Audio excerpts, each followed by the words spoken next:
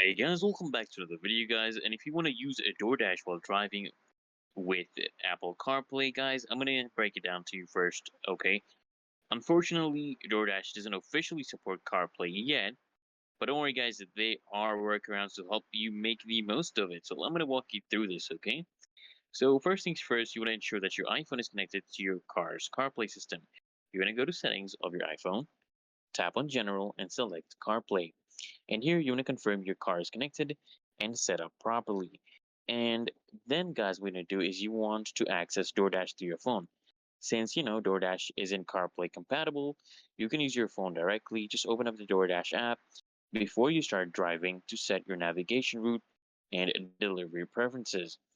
And then, guys, what you're going to do is you want to enable Siri voice commands. So to keep your focus on the road, you want to use Siri voice commands.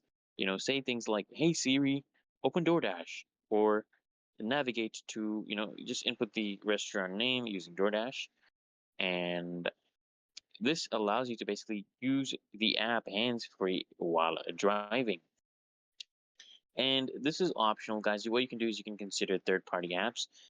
There are third-party apps like screen mirroring or jailbreak options to project unsupported apps onto CarPlay. However, guys, these methods may avoid warranties or pose security threats, so proceed with caution. Also, these things cannot be shown on the channel.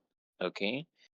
While, guys, this direct integration is not available yet, these steps basically will help you navigate your deliveries safely and efficiently, guys. So if this video helped, guys, make sure you smash that like button. And until next time, guys, and make sure you subscribe to the channel. And I'll see you guys next time.